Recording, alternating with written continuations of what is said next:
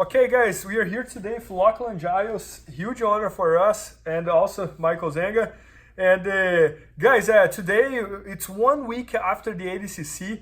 I think Lachlan was the biggest breakthrough in the ADCC. He got third place in the open class, and he submitted his first 3 matches against like the best grapplers in the world, and all of them probably like almost like double of his size. So that was like, I was telling him, like, was probably like the most amazing grappling tournament I ever watched because of him. Also because of Gordon, and he did the double gold. That was amazing. But I think like you were very special, Lachlan, because nobody was expecting that you would do what you did. So we would including me. Yeah, so we would love to hear a little more about your story and how you started jiu-jitsu, and we want to learn everything. We want to hear everything about you. All right. So, yeah. I suppose we'll go right to the start. I started jiu-jitsu after I started martial arts after watching a kung fu movie. Yep. And then I eventually saw UFC 1, and I saw Royce Gracie doing his thing, and I think probably pretty shortly after that, I went through that phase of not believing that anyone could beat a kung fu guy before I was like, okay, I better try this this jiu-jitsu thing. I was probably about 15 years old when I started jiu-jitsu, and obviously it was very different then to what we see now. But yeah, I mean, it was an interesting time for jiu-jitsu because in Australia, at least, probably even very different to Brazil, but even different to the States, I think, because there was no internet or anything. You didn't have instructional series like we have available now. Like you basically you'd have someone who's gone to Brazil and trained and has come back and then teaching someone who is then your coach. It's like, like a lot of touch points before it gets on you. So, like, one thing you were just talking about that earlier is that like you were over 30 already. So you're 33 years old, right? Yeah. So you're over 30. You train jiu-jitsu in Australia.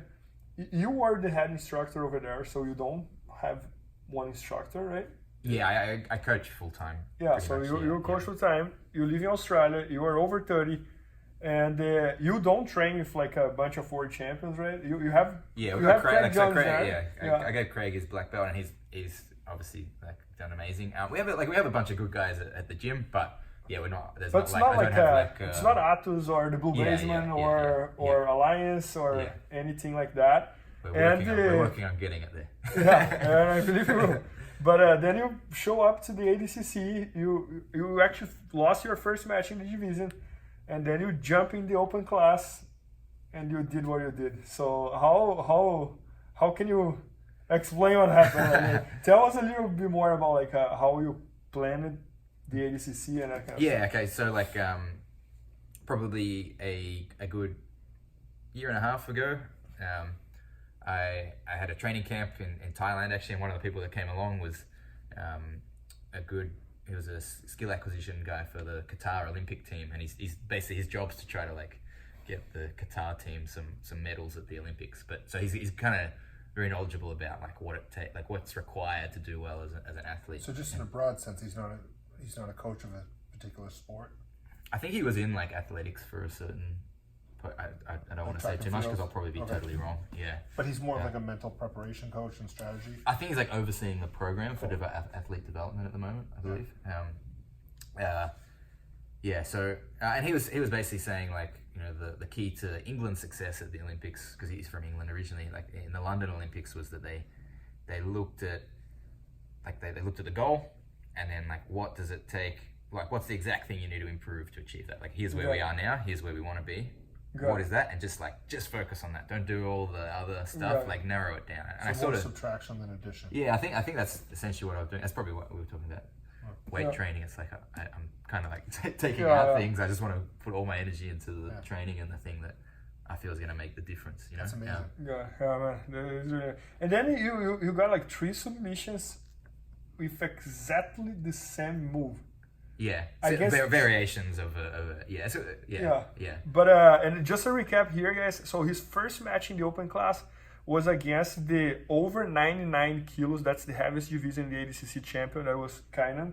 Yeah. Then the second match was against Patrick Gaudillo, that got second in the world's IBJJF black belt already, and he's one of the toughest guys in jiu-jitsu. He's that type of guy that you watch him competing, and it's always a war. Muscles on top of his muscles. Probably had a cut to make 220. Yeah, and then the third match was the match for the third and fourth place. It was against Muhammad Ali, which is a black belt world champion, 260 pounds, and you were weighing like 76 kilos, which is like 167 pounds. So we are talking about a difference almost like 90 pounds, which is like 40 kilos. Yeah. So, and where was your mindset when you were fighting against those guys? Like, yeah, I mean, I knew my chance was going to be to go for the legs, you know? Like, I feel like, I could be wrong, but I feel like jiu-jitsu might have evolved past the point where a much lighter person against a very skilled, look, these guys are all very skilled, like against a very skilled, heavier person to like take them down past the guard, get the back and get the rear naked choke. Like I think if that was my strategy, I this wouldn't have gone is a black belt anywhere. world champion. In addition to being 263 pounds, whatever he weighed in at, he's done very well with straight jiu-jitsu. Exactly. So getting to the legs is, I think, is a lot easier to get to a leg entanglement than it is to take the back and choke someone. And then once you're in a leg entanglement, I really don't think someone's weight matters that much. You know, they're not stacking you. Sometimes the levers are even bigger for you to work with. They've got to move more to escape their legs and so on. So, I mean, that was my plan, get to the legs. Getting there was going to be the hard thing. And then obviously, I felt like if I was there, I would have a considerable advantage because that's my strategy and that's my game, you know. So got it. So guys, just a quick parenthesis here. So very soon, and probably like today is October 7th or October 8th. I'm confused, but anyways. So very soon, probably one or 2 weeks, we're gonna launch his instructional all about like the leg attacks and heel hooks, and it's 10 hours of content. So it's gonna be one of the most amazing projects we have ever done. And maybe by the time you are watching or listening, we have already launched it because this is gonna go everywhere in the internet. So we can't wait for that. Like, and can I ask one question? So, Lachlan and I talked about this at dinner last night, but we had a very funny interaction before your match with Ali. So what happened was Bernard and I were watching upstairs in the deck overhanging, and we watched the kind of match. Remember what we thought? Like, oh wow, this will be interesting. But I mean, obviously, we probably were thinking that the over 99 kilogram champion is going to beat the guy from 77, and that's not what happened. I mean, and so he shot Kind, and then he shot Gaudio, and we said, oh, something crazy is happening here. We need to get downstairs, and we had press passes. So we ended up downstairs right next to the mat, like literally like 2 feet. And I saw Lachlan about 5 minutes before he was going to compete for his bronze medal. And he came up to me and started talking to me about the new DVD. And I was thinking, man, we have a lot of time to talk about that. you have a 263-pound black belt world champion problem that you're about to address, and you were so loose to the point where, like, you know, I saw you. I'm like, yeah, I'm excited about it. That's great, man. That's awesome. Why don't and I remember, so I just sat and I just showed you. I got a couple of incredible pictures that I'm the worst photographer in the world that I just got on my phone. The pictures came out good. Yeah, they came out good. That was impressive in the group, but it was amazing to me that you were so loose, that close to such an important match. We're talking for a bronze medal. In the ADCC. I suppose. As open class. I don't know when I don't even know. I'm trying to think of like how I was thinking at the time, but like I was like, I am in a bronze medal match. Like if I win this, I actually get a bronze medal. This is ridiculous. Like, in the open class. Yeah. No, I even took a picture. Like the podium was Gordon, Buchecha, and Lachlan. 76 kilos. And that was. I tried to look even smaller in that photo. Absolutely amazing. It was one of the more amazing things we've ever seen. I don't think I've ever heard a crowd explode that loud per person. It was amazing. No, I think like if you ask me like what are the biggest scenes you ever watched in a grappling tournament, right away I would tell you 2 scenes. This was one, and the other one was Roger against Jacare that he broke his arm. But I would say like I'm putting those 2 in the same level because was and I think those are completely different styles, right? One is one person breaking the arm completely like emotional and kept fighting. And the other one was you, like much lighter than all the opponents, getting the heel hook on much bigger opponents and finishing. So that was like, I still can't believe it. But Lachlan, but can you explain a little more what's the difference between the system that you use to attack the legs from all the other systems? Yep. Yeah, I mean, I'd say like the dominant system that you're seeing at the moment is people are using inside positioning and then going to the outside ashi and the saddle. Whereas my preference is to go to 50-50 and a position we call outside senkaku. So both of those are different to the current positions, and my entries therefore, because I'm trying to get to different positions, I have different entries. So I mean, you could probably find a way to use both of these systems together. You could have both, or you could lean towards one or the other. Yeah, I always say that in jiu-jitsu, there is no right or wrong. There's no best or worse. Yeah. It's what works the best for you, right? Yeah. For your body type, for your style. Yeah. And I think like John Danaher pretty much like completely changed the jiu-jitsu game coming out with his system. And the fun thing about that is that you use kind of that, but on your way. So you change it for yourself, for your style. And then you came out with like a different system, right?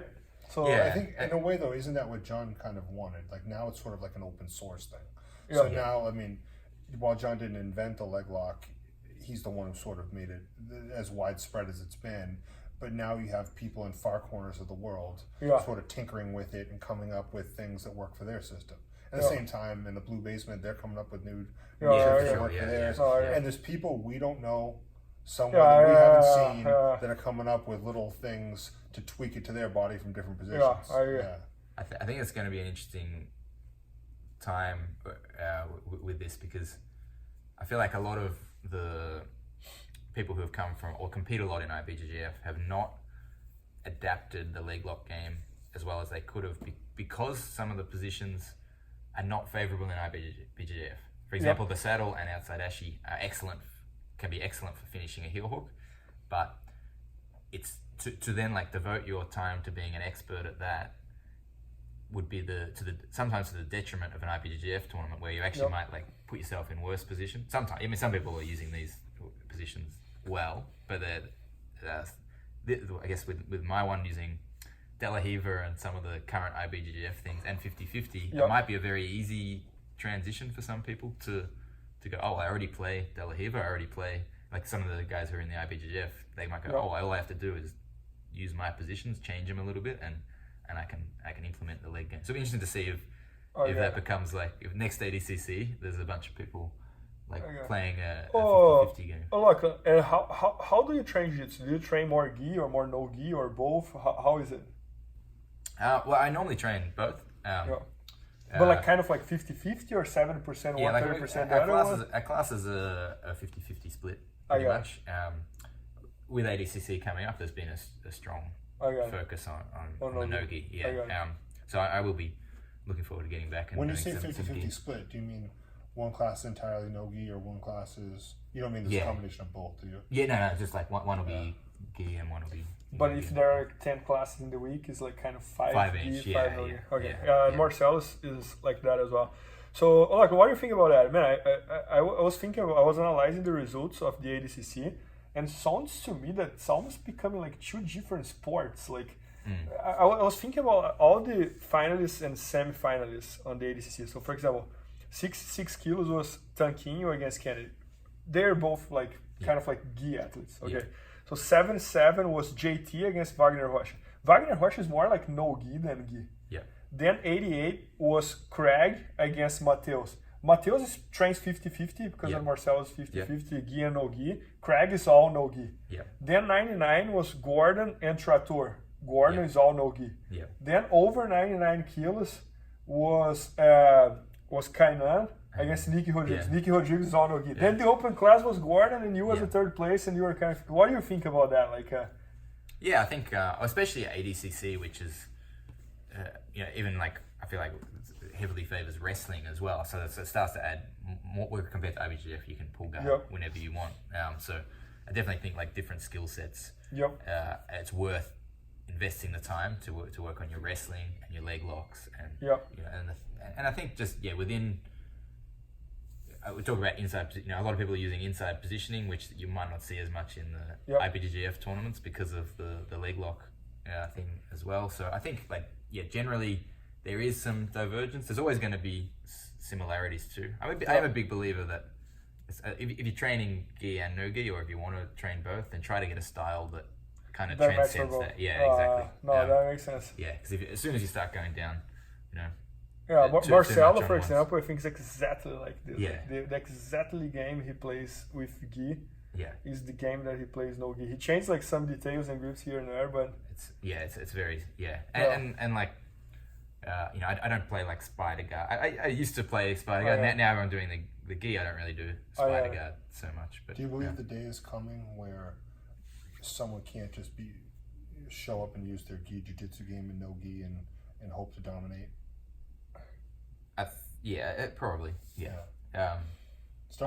You can always get the freak athlete that is able to do both, But I think it's getting harder and harder to do. I agree. And if you think like really, really, really deep in the results, like even like Trator got second, lost to Gordon. He trains at Marcel's. And Marcel's 50-50, gi and no gi. Mateus won, he trains 50-50. So I think if you don't train at least 50% no gi, it's going to be really hard to get there and win. Yeah. Right? And the other thing you mentioned is the wrestling. Like, for instance, Gordon trains a lot of wrestling. If you look at the podium for ADCC for the open class, you're the Australian national freestyle champion. I don't train that much. And Bushesha, we know, trains a lot of wrestling. I didn't get to show wrestling at all, but JT, JT took down DJ, who was a state champion in wrestling back in the day, and is accomplished. And JT took him down. He out wrestled him. I agree. Yeah. No, I agree. And so, what's next for you? Competition wise, or like just generally? Everything. I'm just looking forward to I'm going home. I haven't been home yet since the event. Yeah, so, you haven't come back to Australia yet. Right? So on Friday I get back. No, that's gonna be a fun time. Yeah, really excited to see the team, and we'll focus on the gym for a little bit, and then get back and. One thing to talk about though. Talk about the evolution of your game and how you've tried different styles over the years. Yeah. Okay. Yeah. Cool. I do think like. To me, it's part of it's just keeping jiu-jitsu interesting. I like studying different things, and I think as a coach, you want to actually have a very broad knowledge base. Like if I only did, butterfly guard, and that was all I did, I'd struggle to coach anyone outside of that. So I've basically been through phases where my A game was a bunch of different, like the De La Riva Berimbolo. When I was a brown belt was my A game. Then I went to like single X. This is just from guard, obviously different passing styles as well. Then half guard for a long time. Right now, especially no-gi, I'm playing this sort of open, like these K guard entries, De La Riva, reverse De La Riva, like some ones that try to lead me into 50-50. So you are always focusing on systems that are related to the systems that you play. Yeah, and then but I do believe you want to focus a lot on it. Like I think I've been training 17 years. Like the way I've done it is actually kind of a slow way to become an elite level grappler, if that makes sense. Because I'm like developing a very, very broad skill set, and then eventually like I've narrowed it down quite a lot now at the moment to like leg locks, and I think that's made a massive narrowing it down and saying, okay, I'm just working leg locks and wrestling has made a massive improvement in that part of my game, and that was my strategy for this event. But probably what's interesting, like if you look at my game a year ago, a lot of these entries I was using, I probably didn't really have in my arsenal. Like to think that in 1 year you can add a new game and implement it in an ADCC World Championship is a pretty interesting idea. But I think we are seeing that happening on many other athletes as well, right? So for example, there was a time that everybody would say that all Gordon knew how to do was heel hooks.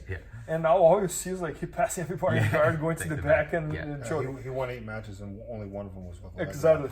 Then Craig Jones, same thing at some point was he's all about heel hooks, and now he's doing like guillotines, arm triangles, and this and that. So only one of his 3 matches that he won at ADCC was a heel hook. So I think probably the same is happening with you, right? You had all those systems, but you found one right now that's the top of the pyramid. That's the one you have been focusing. It'll be interesting to see in 2 years what a next ADCC where will go. I mean, it's hard to. I'd rather not like try to direct it in. I'm going to keep really working my wrestling because I think that's going to be for my division is going to be the key. And like what I'm doing now, I'm very happy with my guard and my leg lock system I've got going, so I'm going to keep trying to develop. But I think the key though is that a smaller guy can beat a bigger guy if the smaller guy has a big difference in skill. But if you're competing against other black belt world champions that are 40 kilos, 80 pounds, or 100 pounds bigger, beating them in jiu-jitsu is not realistic. So you need to beat them with something they haven't seen. Exactly. Yeah, it's a bit of an arms race. Jiu-jitsu, like you want to have the technology that they haven't seen yet. Exactly. Or at least that they're not familiar with the way you're going to do it. So I really feel like I had that on the weekend. Amazing. I think they knew. I think you saw generally people were defending leg locks pretty well throughout the tournament. But they might not have seen how I. Or being exposed to it enough to, and sometimes you can watch it, and you're like, oh yeah, I know how to stop that, but it's different to feel it,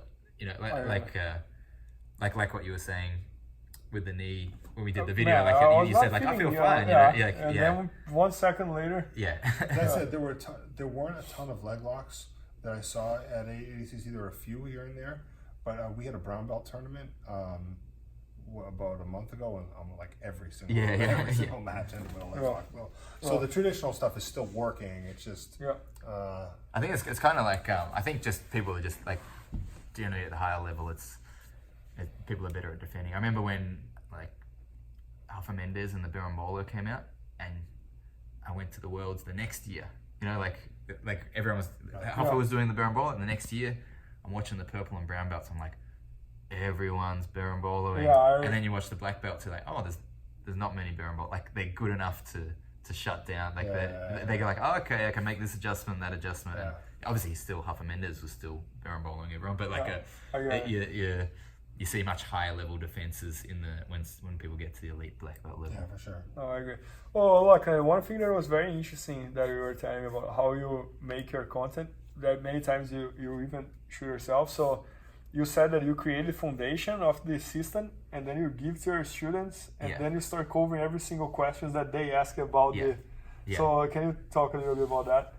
So I usually I'll film it because I have like I kind of think every instructor probably does this, but I have like in my mind I'm like this is how I do the move, and then I have that and I'll film it, or I'll be rolling myself and paying attention and often.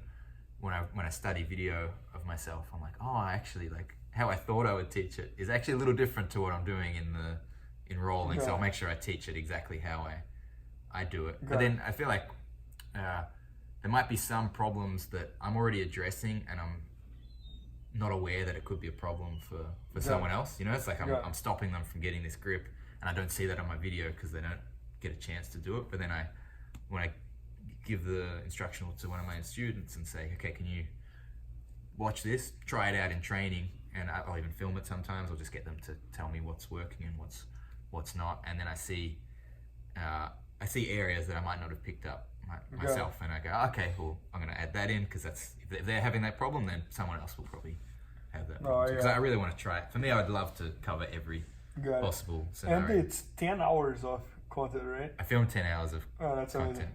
Plus I've got narrated rolling, so it's So essentially, I've broken it into like 3 main sections, each with subsections. The first section is like the main concepts and the general leg locking ideas. So this is actually for like that applies to all leg locks, not necessarily to my system. Just like what do we need to know to do a good leg lock and a good heel hook and so on. The second part is then on 50-50 and outside senkaku. So my game. And how do we... And everything is in order, step by step. Yeah, that's right. Man, that's great. Yeah. And then the third section is entries. Like, how do we get into this system? Man, that's awesome. Yeah, so... That's awesome. And, man, that's amazing. I think it's going to be, like, one of the nicest instructions. I'm excited. I'm very confident it's going to be a good product. So, Yeah, and when you're coming back to Australia?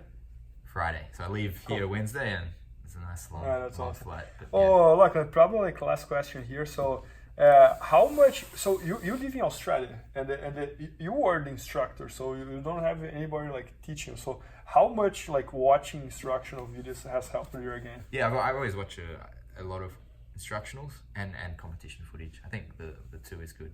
So this is part of like how you learn and to develop all of this. Yeah, because sorry to interrupt, but I think the biggest message here of you on ADCC, it's like it's a message to everybody that if you made it, everybody can make it, right? Because think for a second. Train smart, like in this little corner of the world, you have Craig who got an ADCC silver medal, Lachlan who got an ADCC bronze medal in the open class, and then you have the record-breaking coach this year was John from New Zealand. From this little Oceania, little literal corner of the world, where we're not in the middle of Sao Paulo, we're not in the middle of Rio. It's just a lot of free thinking going on.